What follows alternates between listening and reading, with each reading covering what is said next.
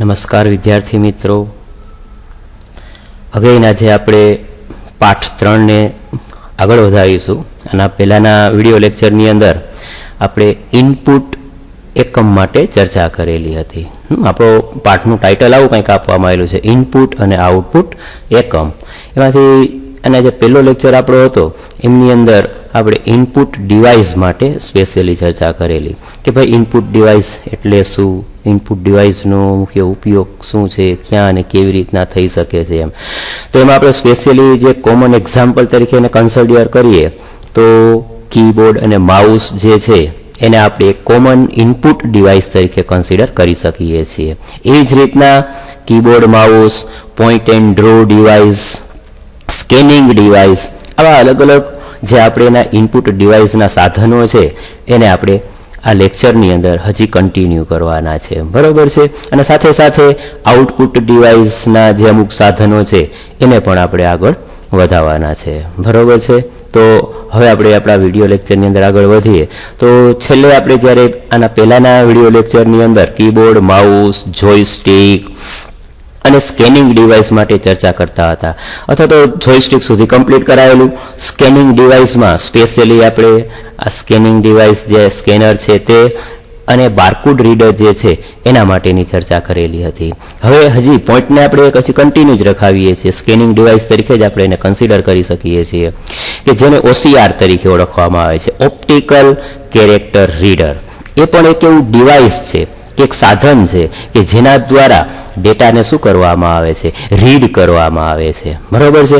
તો જોઈએ અહીંયા આગળથી કેટલાક સ્કેનરમાં ઇમેજ અથવા તો આપણે એને ચિત્ર તરીકે ઓળખી શકીએ છીએ કે ઇમેજમાંથી અક્ષર ઓળખી કાઢવાની સગવડતા રહેલી હોય છે. અમુક એવા ડિવાઇસ છે કે જેની અંદર જે ઇમેજ હોય, ઇમેજની અંદર કોઈ એવા અક્ષર લખેલા હોય તો એ અક્ષરને અલગથી જે આઈડેન્ટિફિકેશન કરી શકે છે, એને એવી રીતના ઓળખી શકે છે, બરાબર છે. તો આવી અમુક જે સ્કેનર જે છે એ સ્કેનરને એવી ફેસિલિટી આપવામાં આવેલી હોય છે, બરાબર, સગવડતા રહેલી હોય છે. એટલે કોમ્પ્યુટર જે અમુક સ્કેન કરેલા અક્ષરોની ઇમેજમાંથી તે અક્ષરો ઓળખી શકે છે. આ કાર્ય સ્કેનર કરેલા અક્ષરની ઇમેજને અગાઉથી સંગ્રહ કરેલી અક્ષરની ઇમેજ સાથે સરખામણી કરી શકે છે. ટૂંકમાં અહીંયા આગળ મેઇન વસ્તુ આપણે સમજવાની છે કે અમુક ઇમેજ જે છે એ ઇમેજની અંદર કોઈ એવા કેરેક્ટર લખેલા હોય, કોઈ નામ લખેલું હોય તો એને સ્કેનર થ્રુ છે શું કરવામાં આવે છે, અહીંયા આગળ OCR જેને ઓપ્ટિકલ કેરેક્ટર રીડર તરીકે ઓળખી શકાય. ખાસ પોઈન્ટને મેન્શન કરાવડાવજો.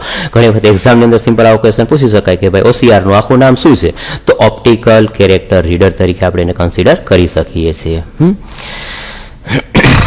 ત્યાર પછી નેક્સ્ટ તે પ્રકારના દસ્તાવેજમાંથી એને ઓળખી કાઢવામાં આવે છે. આ પ્રકારના સ્કેનર ઓપ્ટિકલ કેરેક્ટર રીડર તરીકે ઓળખી શકાય છે. ખાસ પોઈન્ટને મેન્શન કરજો વિદ્યાર્થી મિત્રો કે ઘણી વખત આવો સિમ્પલ ક્વેશ્ચન આવે તો આપણને આઈડિયા આવી શકવો જોઈએ કે એને ઓપ્ટિકલ કેરેક્ટર રીડર તરીકે ઓળખવામાં આવે છે. આ સિવાય હજી એક નાનો સિમ્પલ સ્કેનર માટેનો જ કોન્સેપ્ટ જેને OMR પદ્ધતિ તરીકે ઓળખવામાં આવે છે, જે આપણે ખાસ આપણી અત્યારે જે કોમ્પિટિટિવ એક્ઝામો લેવાય છે ને એમની અંદર સ્પેશિયલી આ કોન્સેપ્ટને યુઝ કરવામાં આવે છે, જેની અંદર 4 ઓપ્શન આપ્યા હોય, સાચો ઓપ્શન હોય એને છે ત્યાં આગળથી રીડ કરી અને એવી રીતના એપ્લાય કરવામાં આવે છે, જેને અગેન ઓપ્ટિકલ માર્ક રીડર તરીકે પણ કન્સિડર કરી શકાય છે. ફૂલ ફોર્મ ખાસ વિદ્યાર્થી મિત્રો યાદ રાખજો. ઘણી વખત એક્ઝામની અંદર આનો સિમ્પલ ક્વેશ્ચન આવે છે કે ભાઈ OMR નું આખું નામ શું છે, તો ઓપ્ટિકલ માર્ક રીડર તરીકે આપણે એને કન્સિડર કરી શકીએ છીએ. તો કેટલાક સ્કેનર વિશિષ્ટ પ્રકારની પેન કે પેન્સિલ વડે કરેલા ચિહ્ન ઓળખી શકે છે. પોઈન્ટને મેન્શન કરજો. જો આ જે સ્કેનરની વિશિષ્ટતા છે એમ કે એ સ્કેન શું કરે છે તો કે પેન્સિલ વડે અથવા તો કોઈ પેન દ્વારા જે અમુક એવા સિમ્બોલ કરેલા હોય, સપોઝ કે આપણે અહીંયા આગળ એક્ઝામ્પલમાં ડાયાગ્રામમાં જોઈ શકીએ, જો અહીંયા આગળ રાઉન્ડ શેપ કરેલું છે, એ કોના દ્વારા કરવામાં આવેલું છે તો કે કોઈ પેન દ્વારા, બ્લેક પેન દ્વારા એને એ રીતના રાઉન્ડ કરવામાં આવેલું. તો એ સ્કેનરની વિશિષ્ટતા એ છે કે એને જ રીડ કરશે, બાકીના કોઈ આ જે સિમ્બોલ દેખાય એને રીડ કરતું નથી. આકૃતિ 3.6માં એક OMR કાગળનું પાનું બતાવેલ છે જેમાં એક બહુલક્ષી પ્રશ્નપત્ર MCQના જવાબોનો સીન કરેલા છે, બરોબર છે. તો અહીંયા આગળ આપણે જોઈ શકીએ, હમણાં મેં એક્ઝામ્પલ આપ્યું કે અત્યારે આપણી કોમ્પિટિટિવ એક્ઝામની અંદર સ્પેશિયલી આ ટાઈપના કન્સેપ્ટનો છે એ યુઝ કરવામાં આવે છે. રેડી? તો આને પણ આપણે શું કહી શકીએ છીએ? સ્કેનિંગ ડિવાઇસ કહી શકીએ છીએ. હમણાં આપણે અહીંયા આગળ OCR જોયું, તો OCR ને પણ સ્કેનિંગ ડિવાઇસ તરીકે કન્સિડર કરી શકીએ છીએ. એ ટૂંકમાં ડેટાને સ્કેન કરે છે અને એ રીડ કરાવડાવે છે. એ જ રીતના નેક્સ્ટ જે પોઈન્ટ આપણો આવે છે જે MICR તરીકે ઓળખવામાં આવે છે, મેગ્નેટિક ઇન્ક કેરેક્ટર રીડર. જો પોઈન્ટને મેન્શન કરજો, ફૂલ ફોર્મ તો ખાસ યાદ રાખજો, એક્ઝામની અંદર આપણે આવી જ વસ્તુ છે ખાસ સમજવાની, પણ સાથે સાથે આપણે એના થોડાક બેઝિક કોન્સેપ્ટને પણ છે સમજતું જવાનું છે, જેને ગુજરાતીમાં ચુંબકીય શાહી અક્ષર ઓળખ તરીકે ઓળખવામાં આવે છે અને ઇંગ્લિશમાં એને મેગ્નેટિક ઇન્ક કેરેક્ટર રીડર તરીકે પણ કન્સિડર કરી શકીએ છીએ. મેગ્નેટિક ઇન્ક કેરેક્ટર રેકોગ્નિઝેશનની ટેકનિક બેન્કિંગ ઉદ્યોગમાં ખાસ વપરાય છે. તે ચેકની ઝડપી પ્રક્રિયા માટે વપરાય છે. ખાસ આ કન્સેપ્ટ યુઝ ક્યાં થાય છે વિદ્યાર્થી મિત્રો? તો કે અમુક એવી બેન્કોની અંદર આ સ્પેશિયલ કન્સેપ્ટનો છે યુઝ કરવામાં આવે છે. આ ટેકનિક થ્રુ શું કરવામાં આવે છે? તો કે અમુક એવા જે ઇન્ક થ્રુ જે કોઈ ડેટા લખવામાં આવે છે, ઇન્ક એટલે શાહી ટૂંકમાં, બરોબર છે, તો એનેથી પ્રોપરલી અને સારી રીતના રીડ કરી શકશે. આ ટેકનોલોજી પ્રિન્ટ કરેલા દસ્તાવેજમાંથી અથવા તો અહીંયા ચેકનું એક્ઝામ્પલ આપ્યું છે, એટલે ચેકમાંથી એકાઉન્ટ નંબર જેવી માહિતી સીધી જ વાંચી શકે છે. MICRના સંકેતો મનુષ્યો દ્વારા ઘણી સરળતાથી વાંચી અને સમજી શકાય છે, જ્યારે બારકોડ મનુષ્યો દ્વારા સરળતાથી વાંચી શકાય છે પણ સમજી શકાતા નથી. પોઈન્ટને મેન્શન કરાવડાવજો. અગેન એક નાનો એવો કોન્સેપ્ટ આપ્યો છે અને જે ડિફરન્સ સમજાવ્યો છે કે ભાઈ MICR મીન્સ કે મેગ્નેટિક ઇન્ક કેરેક્ટર રેકોગ્નાઇઝેશન દ્વારા જે સંકેતો જે છે એ મનુષ્યો દ્વારા ઘણી સરળતાથી વાંચી શકાય છે અને સમજી શકાય છે, જ્યારે બારકોડ રીડર દ્વારા જે અમુક વસ્તુ એ રીતના ઉપયોગ કરવામાં આવે છે ને એ વાંચી શકાય છે પણ એને સમજી શકાતું નથી. આ એક એનો ડિફરન્સ છે. અહીં માહિતીને વિશિષ્ટ ચુંબકીય શાહી વડે લખવામાં આવે છે. અહીંયા આગળ ટૂંકમાં જે એક માહિતી લખવામાં આવે છે એ પર્ટિક્યુલર કોઈ ચોક્કસ એવી શાહી દ્વારા એને લખવામાં આવે છે અને રિપ્રેઝન્ટ કરી અને એવી રીતના એને ઉપયોગ કરવામાં આવે છે. તો અગેન ખાસ પોઈન્ટની અંદરથી સમજવાનું છે MICRનું full form. What is the full form of MICR? તો મેગ્નેટિક ઇન્ક કેરેક્ટર રેકોગ્નાઇઝેશન તરીકે આપણે એને કન્સિડર કરી શકીએ છીએ. એ જ રીતના નેક્સ્ટ એક કન્સેપ્ટ આપ્યો છે ઇલેક્ટ્રોનિક કાર્ડ રીડર, જે જનરલી આપણું ATM કાર્ડ હોય, આપણું ક્રેડિટ કાર્ડ હોય, આપણે અત્યારે જોઈએ છીએ જે આપણે ઘણી જગ્યાએ આપણે આનો ઉપયોગ કરાવડાવીએ છીએ. તો અહીંયા આગળ એક આ એવું મશીન આપ્યું છે ઇલેક્ટ્રોનિક કાર્ડ રીડર કે એના દ્વારા એ કાર્ડને બે રીતના વાંચી શકે છે. એક વાઈફાઈ થ્રુ રીડ કરી શકે છે ડેટાને, અને બીજું આપણે આની અંદર અહીંયા એન્ટર કરાવડાવી અને આપણને અહીંયા આગળથી પાસવર્ડ પૂછવામાં આવે અને પાસવર્ડ તમે આપો અને પણ એને આપણે ઉપયોગ કરી શકીએ છીએ. તો ઇલેક્ટ્રોનિક કાર્ડ રીડર નાના પ્લાસ્ટિક કાર્ડ જેને ઇલેક્ટ્રોનિક કાર્ડ કહેવામાં આવે છે તેના ઉપયોગથી માહિતી વાંચે છે. કાર્ડમાંથી ડેટા વાંચી કોમ્પ્યુટરમાં લઈ જવામાં આવે છે. બેંકના ઓટોમેટિક ટ્રેલર મશીન ATM, જો અગેન ફૂલ ફોર્મ મેન્શન કરજો, ATMનું આખું નામ શું થાય છે? ઓટોમેટિક ટ્રેલર મશીન તરીકે આપણે એને કન્સિડર કરી શકીએ છીએ. ના કાર્ડ અને ક્રેડિટ કાર્ડના પ્રકારના પ્લાસ્ટિક કાર્ડ છે. તો હવે ટૂંકમાં કાર્ડ આપણે બે રીતના સમજાય, એક ડેબિટ કાર્ડ અને બીજું ક્રેડિટ કાર્ડ છે, જેમાં આ કાર્ડ ધારકની માહિતી લખેલી હોય છે, બરોબર છે. ડેબિટ કાર્ડ, ક્રેડિટ કાર્ડ એ આપણને છે એ તમે લગભગ બધાએ જોયેલું જ હશે, પણ એક નાનો ડિફરન્સ સમજવો જરૂરી છે કે ભાઈ ડેબિટ કાર્ડ એટલે શું અને ક્રેડિટ કાર્ડ એટલે શું. તો ડેબિટ કાર્ડ શું છે કે જે આપણે એનો ઉપયોગ છે એ અગેન રૂપિયાને છે એ ઉપાડવા માટે કેવી રીતના ઉપયોગ કરાવડાવીએ છીએ, બરોબર છે, કોઈ જગ્યાએ પેમેન્ટ કરવા માટેનો ઉપયોગ કરાવડાવીએ છીએ. પણ ડેબિટ કાર્ડમાં શું થશે કે જેટલા આપણા ખાતાની અંદર રૂપિયા હશે ને એટલા જ આપણે ત્યાં આગળથી, સપોઝ કે મારા ખાતામાં 5,000 રૂપિયા છે તો મારે 5,000ની જ પરચેસ કરી શકીશ. પછી હું 6,000ની પરચેસ કરું, ખરીદી કરું તો એ વેલિડ થશે નહીં. જ્યાં ક્રેડિટ કાર્ડ શું છે એ આપણને ક્રેડિટ આપવામાં આવેલી છે. એ આપણા ડેઇલી અમુક રૂટીન ટ્રાન્ઝેક્શન અથવા તો આપણા એકાઉન્ટના જે નોર્મલ ટ્રાન્ઝેક્શન છે એ બેઝ ઉપરથી બેંક આપણને ક્રેડિટ આપે છે અને એ બેઝ ઉપરથી બેંકવાળા આપણને ક્રેડિટ કાર્ડ અલોકેટ કરે છે. તો એ ક્રેડિટ કાર્ડ છે સપોઝ કે 50,000, 60,000, લાખ આવી રીતના આપવામાં આવે. સપોઝ કે મારી પાસે એક ક્રેડિટ કાર્ડ છે કે જેની ક્રેડિટ મને આપવામાં આવેલી છે 1 લાખ રૂપિયાની. તો હવે હું credit card through at a time છે શું કરી શકીશ? 1 લાખ રૂપિયા સુધીની પરચેસ કરી શકીશ. જો મારા ખાતાની અંદર ભલે 10,000 રૂપિયા જ છે પણ છતાં હું શું કરી શકું છું, 1 લાખ રૂપિયા સુધીનું ખરીદી કરી શકું છું, પરચેસ. આ છે ક્રેડિટ કાર્ડનો બેનિફિશિયર. હા, ક્રેડિટ કાર્ડની અંદર અમુક એવી ટર્મ્સ એન્ડ કન્ડિશન હોય છે, અમુક એનું ટાઈમ ડ્યુરેશન આપેલું હોય છે, અને એ ટાઈમ ડ્યુરેશન ઉપર આપણે શું કરી શકીએ છીએ, એ એમાઉન્ટ છે આપણે ભરપાઈ કરવાની રહે છે, એને પે કરવાની રહે છે. Clear again? તો સપોઝ કે 3 મહિના, કોઈ 1.5 મહિનો, 2 મહિના એવું આપણે એક જે વેલિડેશન ટાઈમ ડ્યુરેશન આપ્યું હોય એ ટાઈમ ડ્યુરેશનમાં આપણે એને ફ્રન્ટ. પણ ટૂંકમાં વસ્તુ સમજવાની એ છે અગેન કે રાઈટ નાવ આપણી પાસે રૂપિયા અવેલેબલ નથી, અને છતાં મારે કોઈ ચોક્કસ એ ટાઈપની વસ્તુને પરચેસ કરવી છે, તો આપણે આ ક્રેડિટ કાર્ડ થ્રુ શું કરી શકીએ છીએ, વસ્તુને ખરીદી કરી શકીએ છીએ, પરચેસ કરી શકીએ છીએ. બરાબર છે? તો આ ક્રેડિટ કાર્ડ. તો અહીંયા આગળ એવું મશીન આપ્યું છે અને આપણે અહીંયા જોઈ શકીએ છીએ speech and vision device. Speech and vision device. Speech એટલે તો આપણને ખ્યાલ છે, તમે અત્યારે મોબાઈલની અંદર ઘણી વખત આનો ઉપયોગ કરીએ જ છીએ કે તમે અત્યારે લખવાની જગ્યાએ બોલો છો કે વોટ ઇઝ કોમ્પ્યુટર, લખાઈ જાય છે ઓટોમેટિક, અને સ્પીચ કહેવાય. એ જ રીતના વિઝન. વિઝન એટલે એક દ્રષ્ટિગોચ, જે આપણે જોઈએ ને એને. બરોબર છે? તો જોઈએ ત્યાં આગળ એના દ્વારા ટૂંકમાં શું થાય છે, હવે સિમ્પલ આ બંને કોન્સેપ્ટ તમે પ્રેક્ટિકલી જોવો છો અને કરો જ છો. આપણે મોબાઈલની અંદર આવી રીતના મેં એક્ઝામ્પલ આપ્યું કે ભાઈ આપણે ટચ સ્ક્રીન થ્રુ લખવું નથી, ડાયરેક્ટ વોટ ઇઝ કોમ્પ્યુટર કે સમથિંગ લખવું છે તો આપણે લખી બોલીએ એટલે લખાઈ જાય છે. It's okay. એવી જ રીતના વિઝન ડિવાઇસ એટલે આપણે જોઈએ ફેસ લોક આપીએ છીએ. ફેસ લોક શું છે કે એ તમે જેવું એક લોક કરેલું હોય છે અને એ મોબાઈલની સામે તમારું ફેસ આવે તો અને તો જ રીડ કરશે, અને વિઝન કહી શકાય. બરાબર છે? ઉપર જણાયેલા અનેક પ્રચલિત નિવેશ એકમો ઉપરાંત બોલી અને દ્રષ્ટિ આધારિત નિવેશ એકમો પણ જાણીતા છે. આ પણ એકમો જ છે. આના દ્વારા પણ શું થાય છે કે કોમ્પ્યુટરની અંદર ડેટા એન્ટર થઈ શકે છે. મેઇન વસ્તુ આપણે આગળ સમજવાની એ પણ છે. બરોબર છે? તો એના દ્વારા પણ આપણે એકમોને છે એન્ટર કરી શકીએ, જાણી શકીએ છીએ. પત્ર વ્યવહારમાં શાબ્દિક માહિતીના લાંબા સૂત્રલેખ માટે સ્પીચ ઇનપુટ વપરાય છે.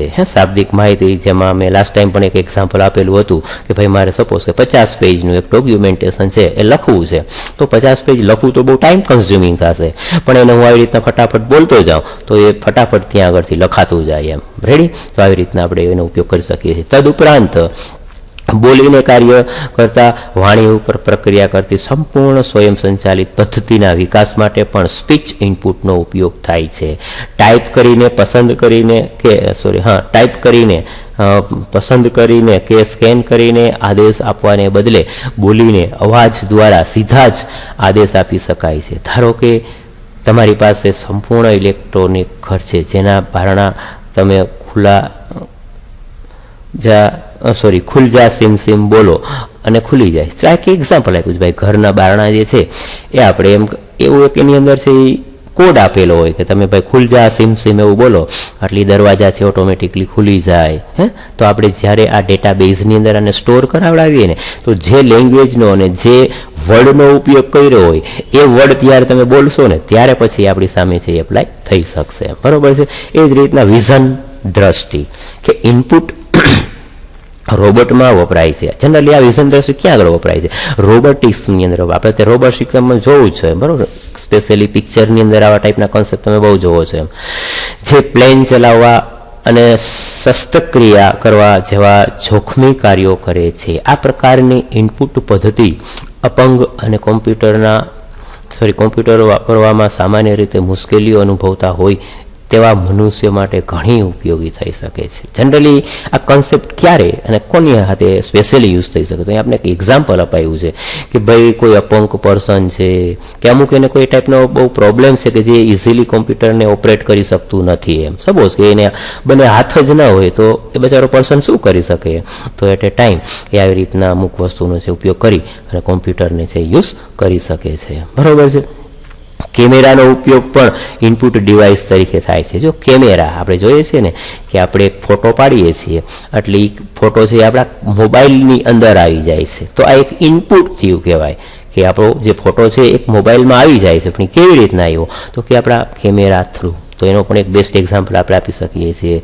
જેમ કે ચહેરાની ઓળખ વડે લેપટોપમાં સ્વયં સંચાલિત રીતે ઉપયોગકર્તાની પ્રમાણભૂત નક્કી કરવામાં આવે છે. તેનો ઉપયોગ QR ક્વિક રીડર કોડને સમજવા માટે અથવા તો બારકોડને વાંચવા માટે થાય છે. હમણાં જ મેં એક્ઝામ્પલ આપ્યું હતું કે મોબાઈલમાં કે ભાઈ તમે ફેસ લોક અપાવો છો કે આપણે જ્યારે આપણો ચહેરો મોબાઈલની સામે આવે ને ત્યારે જ એ મોબાઈલનો લોક ઓપન થાય, બાકીના બીજા કોઈના ચહેરા આવે તો એ ઓપન ના થાય. એનું બેસ્ટ એક્ઝામ્પલ છે. તો અહીંયા આગળ આપણને એ સમજાવે છે જેને ક્વિક રિસ્પોન્સ તરીકે ઓળખવામાં આવે છે, અને આપણે ફટાફટલી છે એને શું કરી શકીએ છીએ, એવી રીતના એપ્લાય કરી શકીએ છીએ. વિદ્યાર્થી મિત્રો આઈડિયા આવે છે, ક્લિયર થાય છે? તો આપણે અત્યાર સુધીમાં જે કન્સેપ્ટ જોયો ને એ બધા ઇનપુટ ડિવાઇસ તરીકે ઓળખી શકાતા હતા કે જેના દ્વારા ટૂંકમાં આપણે શું કરી શકીએ છીએ, કોમ્પ્યુટરની અંદર ડેટાને ઇનપુટ કરી શકીએ છીએ. સ્પેશિયલી આપણે આમ જોઈએ, ફટાફટ એક રિકેપ કરાવી દઈએ તો keyboard, mouse, જોયસ્ટિક, OCR optical character reader હમણાં જ જોયું આપણે, OMR બરાબર છે. તો એવી રીતના જે અહીંયા આગળ ઇલેક્ટ્રોનિક કાર્ડ રીડર જોયું, સ્પીચ એન્ડ વિઝન ડિવાઇસ, આ બધા જે કન્સેપ્ટો હતા ને એ બધાને આપણે ઇનપુટ ડિવાઇસ તરીકે છે કન્સિડર કરી શકીએ છીએ. હવે એવી જ રીતના પોઈન્ટને થોડો આપણે ફોરવર્ડ કરીએ, ટ્રાન્સફર કરીએ તો આપણું જે ટાઇટલ હતું ઇનપુટ એન્ડ આઉટપુટ ડિવાઇસ, તો હવે આપણે આઉટપુટ માટે આવીએ એમ બરાબર છે કે આઉટપુટ ડિવાઇસ એટલે શું. જો અહીંયા આગળ આપણે સ્ક્રીન ઉપર જોઈ શકીએ છીએ કે આઉટપુટ ડિવાઇસ. હવે ડિવાઇસ એટલે તો આપણે પહેલા જ લેક્ચરમાં જોયું હતું એટલે આપણને ખ્યાલ છે બરાબર છે. તો આઉટપુટ ડિવાઇસ એટલે બીજું કંઈ જ નહીં પણ જે યુઝર દ્વારા ડેટા ઇનપુટ કરવામાં આવે છે, સિસ્ટમને આપવામાં આવે છે અને સિસ્ટમ એના ઉપર કોઈ પ્રક્રિયા કરી અને એક રિઝલ્ટ જનરેટ કરે છે, અને એ રિઝલ્ટને કોઈ લોકેશન ઉપર, કોઈ પર્ટિક્યુલર જગ્યા ઉપર જ્યારે એને ડિસ્પ્લે કરવામાં આવે એને આપણે આઉટપુટ ડિવાઇસ તરીકે ઓળખી શકીએ છીએ. Just for example, very common example is our monitor. આપણે અત્યારે જોઈએ જ છીએ કે સપોઝ કે મોનિટર ઉપર કંઈક વસ્તુ આપણે જોઈ શકીએ છીએ તો એ મોનિટર આઉટપુટ ડિવાઇસ કહેવાય. પ્રિન્ટર, સ્પીકર, પ્રોજેક્ટર, આ બધા શું છે એ આપણા આઉટપુટ ડિવાઇસ તરીકે ઓળખી શકીએ છીએ. તો હવે આપણે એને વન બાય વન થોડું ડિટેલમાં સમજવાનો પ્રયત્ન કરીએ.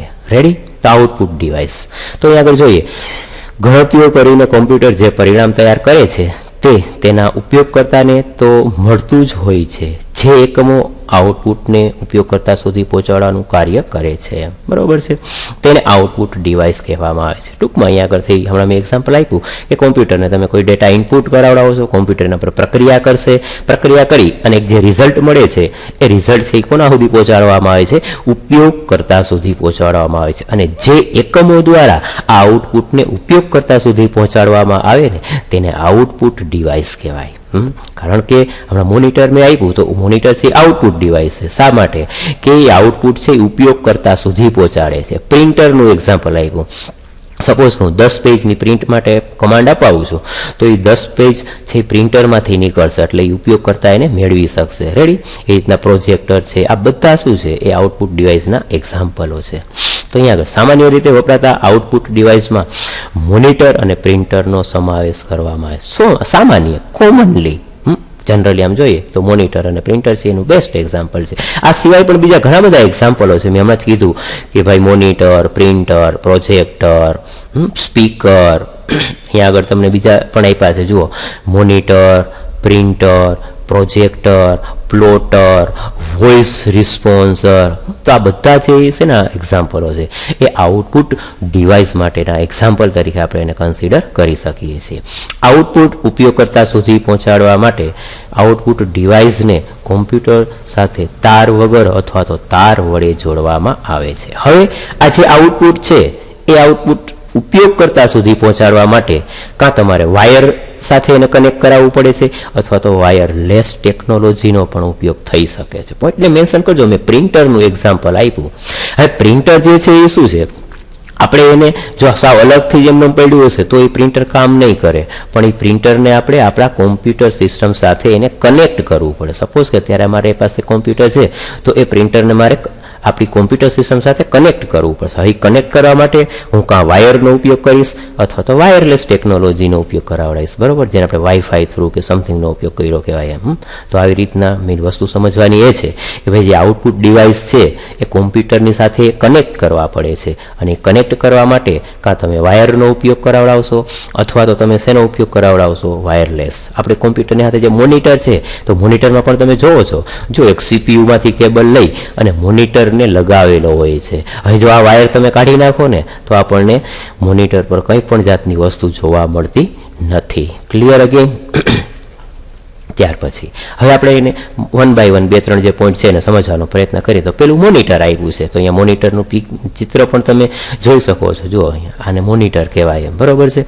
તો આઉટપુટ ડિવાઇસમાં સામાન્ય રીતે મોનિટર સૌથી વધારે વપરાય છે. Common example, commonly used. તો આઉટપુટ માટે જનરલી છે એ આપણા કોમ્પ્યુટરની અંદર જો યુઝ થતો હોય તો મોનિટરનો છે કોમનલી યુઝ અથવા તો સૌથી વધારે વાપરવામાં આવે છે, બરોબર છે. તેમાં આઉટપુટ કોમ્પ્યુટરના ટેલિવિઝન જેવા દ્રશ્ય સ્ક્રીન ઉપર રજૂ થાય છે. આ આઉટપુટ ફક્ત વાંચવાના હેતુ માટે જ છે અને તેની હાર્ડ કોપી છે ને, આપણે હાર્ડ કોપી એટલે શું, બે ટાઈપની હાર્ડ કોપી અને સોફ્ટ કોપી આવે. જે કોમ્પ્યુટરની અંદર સ્ટોર કરી શકાય ને એને સોફ્ટ કોપી કહેવાય, અને હાર્ડ કોપી એટલે કે જેને આપણે આમ ટચ કરી શકીએ. મેં પ્રિન્ટરનું એક્ઝામ્પલ આપ્યું. પ્રિન્ટર થ્રુ આપણે 10 પેજની પ્રિન્ટ આપી, તો જે 10 પેજ નીકળે છે ને જે કાગળ, એને આપણે હાર્ડ કોપી તરીકે ઓળખી શકીએ છીએ. તો આ આઉટપુટ ફક્ત વાંચવાના હેતુ માટે જ છે અને તેને હાર્ડ કોપી લઈ શકાતી નથી. સાથે આથી આને સોફ્ટ કોપી આઉટપુટ કહેવામાં આવે છે. ટૂંકમાં જે કોમ્પ્યુટર ઉપર આપણે જે જોઈ શકીએ છીએ ને મોનિટર ઉપર, એને સોફ્ટ કોપી. અત્યારે જો તમે હું તમને આ એક જે ડેમો અપાવું છું તો હું એ સોફ્ટ કોપીનો ઉપયોગ કરું છું. એ મેં સોફ્ટ કોપી જે એક મારી ફાઇલ છે એ મેં કોમ્પ્યુટરમાં અત્યારે સ્ટાર્ટ કરી દીધી છે, પણ હું એને આ સોફ્ટ કોપીને પકડી નથી શકતો. પણ આવી જ રીતના આની તમે પ્રિન્ટ કઢાવી લ્યો. આ ત્રીજું યુનિટ અત્યારે ચાલુ છે અને ત્રીજા યુનિટની તમે પ્રિન્ટ કઢાવી લ્યો, તો સપોઝ કે એના 10 પેજ છે તો એ 10 પેજને હવે તમે પકડી શકશો, ટચ કરી શકશો, તો એને હાર્ડ કોપી કહેવાય. પણ અત્યારે હું રાઈટ નાવ જે તમને અત્યારે ડેમો અપાવું છું અને સમજાવું છું એ સોફ્ટ કોપીનો ઉપયોગ કરું છું, કે માત્ર ને માત્ર એ કોમ્પ્યુટરની અંદર જ સ્ટોર થયેલી છે, આપણે એને બહાર લઈ શકતા નથી, જોઈ શકાતી નથી. Clear again? ખાસ પોઈન્ટને મેન્શન કરજો. Vote is the difference between hard copy and soft copy? તો હાર્ડ કોપી એટલે એવી કોપી કે જેને આપણે ટચ કરી શકીએ છીએ, સ્પર્શી શકીએ છીએ, જ્યારે સોફ્ટ કોપીને આપણે ક્યારેય ટચ કરી શકતા નથી, સ્પર્શી શકતા નથી, એ કોમ્પ્યુટરમાં જ રહેલી હોય છે, બરોબર છે. માહિતી પ્રદર્શિત કરવા માટે કેથોડ રે ટ્યુબ, ખાસ પોઈન્ટને મેન્શન કરજો, CRT, એનું આખું નામ શું છે? કેથોડ રે ટ્યુબ તરીકે એને ઓળખવામાં આવે છે. મોનિટર અને પાતળી સ્ક્રીન, પાતળા મોનિટરનો ઉપયોગ થાય છે. અહીંયા આગળ બંનેનો આવ્યું છે. આ જે એક મોનિટર છે એને કેથોડ રે ટ્યુબ તરીકે ઓળખવામાં આવે છે કે આ બહુ મોટું છે જુઓ, જ્યારે આ પાતળી સ્ક્રીનવાળું કોમ્પ્યુટર છે, મોનિટર છે એમ, બરોબર છે. બંનેનો ઉપયોગ થાય છે. આકૃતિ 3.8માં નમૂના રૂપે મોનિટર દર્શાવેલા છે. હાલમાં પાતળા મોનિટર ઘણા પ્રચલિત છે કારણ કે તે કદમાં પાતળા અને વજનમાં હલકા હોય છે. પાતળા મોનિટરમાં liquid crystal display, LCD, again very most important full form. તો LCD નું આખું નામ શું થાય છે? તો લિક્વિડ ક્રિસ્ટલ ડિસ્પ્લે તરીકે આપણે એને ઓળખી શકીએ છીએ. અને લાઇટ એમિટિંગ ડાયોડ, જેને LED તરીકે ઓળખવામાં આવે છે. જો LED નું આખું નામ શું છે? અગેન લાઇટ એમિટિંગ ડાયોડ્સ તરીકે એને કન્સિડર કરી શકાય. તો આવી ટેકનોલોજી છે એ ખાસ યુઝ કરવામાં આવે. ટૂંકમાં અહીંયા આગળ આપણે જે એક મોનિટરનો ઉપયોગ કરીએ છીએ જેની અંદર એક LCD ટાઈપના મોનિટર હોય છે અને બીજા LED ટાઈપના મોનિટર હોય છે, બરોબર છે. તો LCD નું આખું નામ શું થયું? Liquid crystal display. અને એવી જ રીતના LED નું આખું નામ શું થયું? તો કે લાઇટ ઇમિટિંગ ડાયોડ, બરોબર છે. તો આ બંને ચિત્ર આપણે અહીંયા આગળથી જોઈ શકીએ છીએ, જેમાં મોનિટરનો એક આ જે છે એને CRT તરીકે ઓળખાય છે, કેથોડ રે ટ્યુબ તરીકે. અને અહીંયા આગળ આ જે પાતળી સ્ક્રીન વાળું છે જેમાં LCD અને LED નો છે ઉપયોગ કરવામાં આવે છે. રેડી? તો આપણું મોનિટર છે. હવે એવી રીતના પ્રિન્ટર આપવામાં આવેલું છે કે પ્રિન્ટર એટલે શું, જે તમે પણ લગભગ બધાએ જોયેલું જ હશે એમ, કે જેના દ્વારા આપણે, મેં હમણાં એક્ઝામ્પલ આપ્યું, મારે 10 પેજની પ્રિન્ટ જોઈએ છે તો આપણે 10 પેજની પ્રિન્ટ છે એ કાઢી શકીએ છીએ, બરાબર. તો હવે જે પ્રિન્ટ નીકળે છે ને એને હાર્ડ કોપી કહી શકાય. અને અહીંયા આગળ તમે આ ચિત્રની અંદર જોઈ શકો છો કે જે પ્રિન્ટર આપવામાં આવેલું છે, બરોબર છે. તો પ્રિન્ટર આપણને હાર્ડ કોપી આઉટપુટ તરીકે આપે છે. હાલમાં અનેક પ્રકારના પ્રિન્ટર મળે છે જે વિગતોને અલગ અલગ રીતે પ્રિન્ટ કરે છે. કેટલાક પ્રિન્ટર એક પછી એક અક્ષર પ્રિન્ટ કરીને માહિતી પ્રિન્ટ કરે છે. આથી તે કેરેક્ટર પ્રિન્ટર અથવા ડોટ મેટ્રિક પ્રિન્ટર તરીકે ઓળખવામાં આવે છે. પ્રિન્ટર છે ને એ અલગ અલગ ટાઈપના ઘણા બધા છે. એમાંનું આ એક પ્રિન્ટર આપ્યું જેને ડોટમેટિક પ્રિન્ટર તરીકે ઓળખવામાં આવે છે. એ એક એક કેરેક્ટરને રીડ કરી અને પ્રિન્ટ કરે છે, બરોબર છે. એટલા માટે એને કેવું પ્રિન્ટર કહેવાય? ડોટમેટિક પ્રિન્ટર તરીકે ઓળખવામાં આવે છે. આ પ્રિન્ટર સસ્તા અને ધીમા હોય છે. બીજા પ્રિન્ટર એક પછી એક લીટી પ્રિન્ટ કરે છે, આથી તે લાઇન પ્રિન્ટર તરીકે ઓળખવામાં આવે છે. બીજો ટાઈપ છે એ લાઇન પ્રિન્ટર છે. તો હવે લાઇન પ્રિન્ટર એટલે શું? તો કે એક પછી એક લાઇનને પ્રિન્ટ કરે છે, એટલા માટે એનું નામ છે કેવું આપવામાં આવેલું છે? Line printer. જો પોઈન્ટને મેન્શન કરજો, પ્રિન્ટરના અલગ અલગ ટાઈપ આપ્યા છે. એમાંથી પહેલો ટાઈપ આપણે આપ્યો ડોટમેટિક પ્રિન્ટર, બીજો ટાઈપ આપ્યો લાઇન પ્રિન્ટર. ડોટમેટ્રિક એટલે શું? કે એમાં એ એક એક અક્ષરને છે રીડ કરી અને પ્રિન્ટ કરે છે, એટલા માટે એને ડોટમેટ્રિક કહેવાય. હવે લાઇન પ્રિન્ટર એટલે કે એક એક લાઇનને રીડ કરે છે અને પ્રિન્ટ કરે છે, એટલા માટે એને લાઇન પ્રિન્ટર કહેવાય. અન્ય પ્રકારના પ્રિન્ટર શાહીનો અતિશય નાના બિંદુ સ્વરૂપે છંટકાવ તરીકે માહિતી પ્રિન્ટ કરે છે. આ પ્રિન્ટરને ઇન્જેક્ટ પ્રિન્ટર કહેવામાં આવે છે. ટૂંકમાં ઇન્જેક્ટ પ્રિન્ટર જે ત્રીજો ટાઈપ આવ્યો, કે ઇન્જેક્ટ પ્રિન્ટરની અંદર શું થાય છે? તો કે અમુક એવી શાહીનો ઉપયોગ કરવામાં આવે છે અને શાહી દ્વારા શું કરવામાં આવે છે? લખાણને લખવામાં આવે છે. ઇન્જેક્ટ પ્રિન્ટર ડોટમેટિક પ્રિન્ટર કરતાં ધીમા અને મોંઘા હોય છે. અન્ય એવા પ્રિન્ટર ઉપલબ્ધ છે જેમાં આખા પાનાનું ચિત્ર તૈયાર કરી લેઝર ટેકનોલોજીથી એક સાથે આખું પાનું પ્રિન્ટ કરે, જે અત્યારે નોર્મલી કોમનલી યુઝ કહી શકાય, જેને આપણે લેઝર પ્રિન્ટર તરીકે ઓળખીએ છીએ. આપણે જોઈએ છીએ જો ઝેરોસ્કોપી કઢાવવા જઈએ છીએ તો એ શું કરે છે? એક પેજ આખું અમને મૂકી દઈએ અને બટન દબાવીએ એટલે આખું પેજ છે એ શું થઈ જાય છે? રીડ થઈ અને એનું પ્રિન્ટ થઈ જાય છે, બરોબર છે. તો એને કયા ટાઈપના પ્રિન્ટર કહેવાય? લેઝર પ્રિન્ટર તરીકે આપણે એને ઓળખી શકીએ છીએ. ટૂંકમાં અહીંયા આગળથી આપણે 2-3 ટાઈપના જે પ્રિન્ટર સમજાવ્યા, પેલું ડોટમેટિક પ્રિન્ટર, બીજું લાઇન પ્રિન્ટર, ત્રીજું જે આપણે પ્રિન્ટર આપવામાં આવેલું છે એને ઇન્જેક્ટ પ્રિન્ટર તરીકે ઓળખી શકીએ છીએ. અને લાસ્ટ વન જે છે એ આપણે અત્યારે અહીંયા આગળથી છે જોયું કે જે આખા પેજને છે એ રીડ કરી શકે છે, બરોબર છે, જેને આપણે લેઝર પ્રિન્ટર તરીકે ઓળખી શકીએ છીએ. રેડી? આ પ્રકારના પ્રિન્ટરને લેઝર પ્રિન્ટર કહેવામાં આવે છે. લેઝર પ્રિન્ટર અન્ય પ્રિન્ટરની સરખામણીમાં ઝડપી અને મોંઘા હોય છે. આકૃતિમાં 3.9 લેઝર પ્રિન્ટર આપ્યું છે. અહીંયા આગળ જે પ્રિન્ટર જે છે એ લેઝર પ્રિન્ટર આપ્યું છે અને આપણે ઉપરના જે 3 ટાઈપના બીજા જોયા એની કમ્પેરિઝનમાં પ્રિન્ટર કેવું છે? એ મોંઘું છે, કિંમતમાં બહુ છે, એ એટલું બધું સરળ નથી એમ. ત્યાર પછી નેક્સ્ટ પોઈન્ટ આપ્યો છે જે પ્રોજેક્ટર છે. પ્રોજેક્ટર પણ શું છે? એ પણ એક આઉટપુટ ડિવાઇસ તરીકે આપણે એનો ઉપયોગ કરીએ છીએ. તમે કદાચ તમારા શિક્ષણને તમારા વર્ગખંડની દિવાલ અથવા તો વ્હાઇટ બોર્ડ પડદા ઉપર શિક્ષણ માટેની માહિતી રજૂ કરતા જોયા હશે. આપણે જોયા છે ઘણી વખત આવું પ્રોજેક્ટરનો ઉપયોગ, કે એક મોટી સ્ક્રીનની અંદર આપણને આ વસ્તુ જોઈ શકાય. આપણે સ્કૂલની અંદર પણ તમે જોવો જ છો, કોમ્પ્યુટર લેબની અંદર ત્યાં આગળ એક મોટું પ્રોજેક્ટર આપવામાં આવેલું છે અને ઘણી વખત તમે એના ઉપરથી જોવો છો. તો એ શું થયું? એક આઉટપુટ આપે છે કે એક નાની સ્ક્રીન ઉપરથી એને મોટી સ્ક્રીન ઉપર છે પ્રદર્શિત કરવામાં આવે છે એમ.